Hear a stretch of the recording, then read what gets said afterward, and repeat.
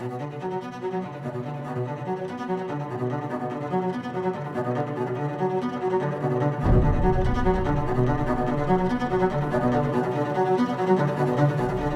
I was thinking, I don't want to get fourth. And when there was two of us, that I could have just pulled full with Tom and let him, well, not let him win, but I would have been guaranteed second. But I remember thinking, I don't want to get fourth. I want to be on the podium in Roubaix. Presence, Hayman holding on. Matthew Hayman wins.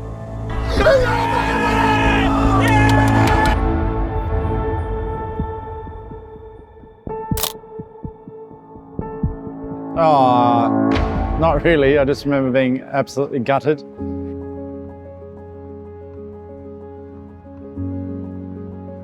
Maybe the boys can tell a story. I remember my wife came to the hotel to pick me up, and I was thinking I could spend a bit more time with my son. And I think he turned up in I don't know, he was going through a phase at the time where he was wearing dress-up costumes, and he came in a duck outfit. So I remember him coming to pick me up at the hotel, had my arm in a cast. And yeah, I was trying to find the silver lining. It was pretty hard, but thinking maybe spend a bit more time with my son. Yeah, look, I was kind of, you always look to try and get back as quickly as possible or find a way. You want to jump on the home trainer and I can save something. And I think a couple of days after I tried the home trainer, and even though I had all the enthusiasm in the world, it just didn't really. Lasted 20 minutes, and actually an old coach had got in touch. He told me about Zwift, and I set up the computer on my hot water system, and I got the ladder out and I hooked up the trainer. I mean, I didn't even have a smart trainer at that stage, so it's evolved so much now that you use a computer screen and you have fans, and at the time it was still just a normal trainer. But just having a screen, I'd often put the races on because the boys were still racing all the classics, so I'd watch the races in the afternoon, and just started riding out my frustrations, I guess. I wanted to try and come back, and there wasn't really many options. I asked Whitey at the time if I could go into the Giro, and there was no spots on the Giro, so I was like, well, maybe I can come back for some, the punter and see if I can do Flanders. And the days were ticking by. I asked if I could, I thought my bikes were in Belgium, but they were back in Italy. So they didn't even have them up in Belgium for me to come to the race. The team were kind of willing to let me try in Spain. So I flew down to Spain and I did a weekend of racing with GP Miguel Indurain and Rojoka. And the race on Sunday, I'm pretty sure Michael Matthews won it.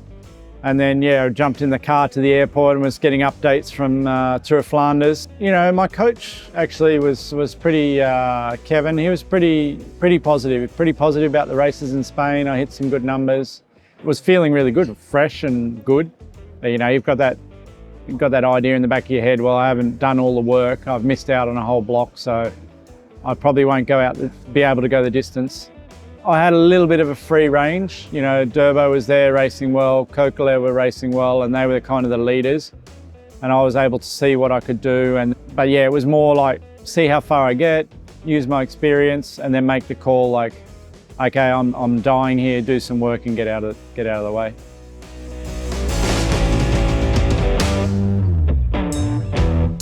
I had the good thought to say, well, I'm not going to make it to the finish.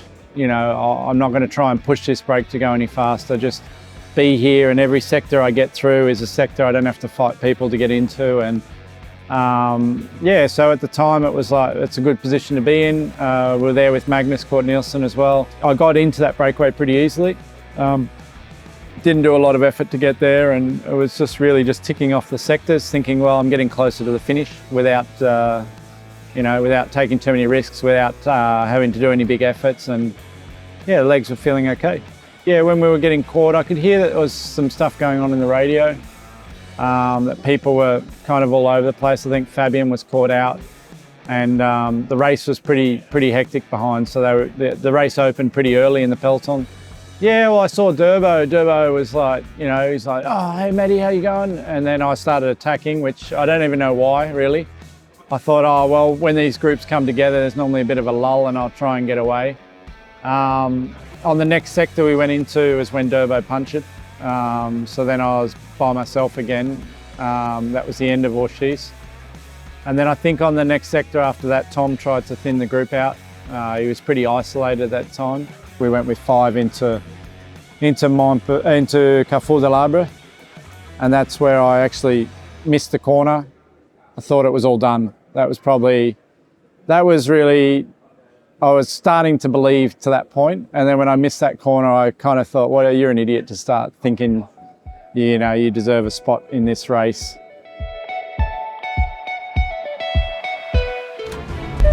Come on. Gravel sections, Hayman is back. What a return of Matthew Hayman. He gets onto the wheel of Bosenhagen. The courage of Matthew Hayman after being shunted on the inside of that corner by Ian Stannard. We thought he was done. He's been in the break all day long. I started to feel when I came back to those guys at the end of Carrefour that I actually had some good legs. Hayman, he pulls the accelerator now. He's bringing the gas on. He knows there's a gap. Going for his best ever Paris-Roubaix result. He's got to lay off him, use him as much as possible, and go again, and he does. Hayman attacks over the top of Tom Boonen. Yeah, I don't know why I went over the top of Tom. And I was thinking, I don't want to get 4th. And when there was 2 of us, I could have just pulled full with Tom and let him, well, not let him win, but I would have been guaranteed 2nd. But I remember thinking, I don't want to get 4th. I want to be on the podium in Roubaix. But I didn't pull with Tom, and we waited, and on the bell, it all came back together. I'd done a fair bit of racing on the velodrome in Australia, so I knew my way around the velodrome.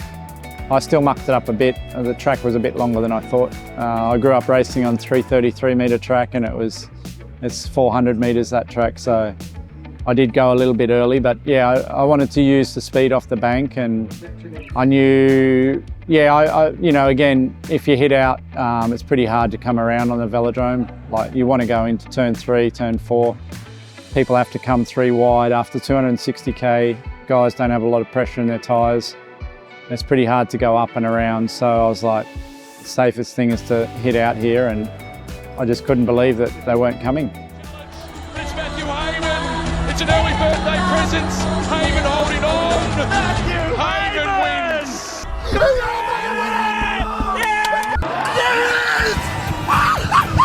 The backstage pass, it's become quite famous in some ways. A lot of people stop and talk to me about that. In some ways that, you know, I mean, it was the epitome of the GreenEDGE team, the backstage pass, and Dan Jones did a great job, and I know he spent a lot of time trying to get that particular backstage pass right. I remember some of those memories are now becoming my actual memories because, you know, after 10 years they start to fade, but yeah, I've got that to look back on.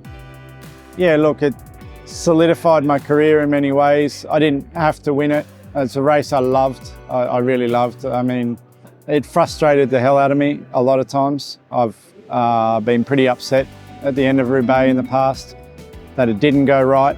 But yeah, like, you know, a week later, you go back to your job and you go back to your family and you're still the same person. So yeah, it's really nice. And what's really nice is still have people, you know, 10 years later at the start of a race come up and say, I remember that win, I remember watching it, or I watched the backstage pass, or I show my kids the backstage pass about resilience, determination, and they're things that I value, so that's been nice.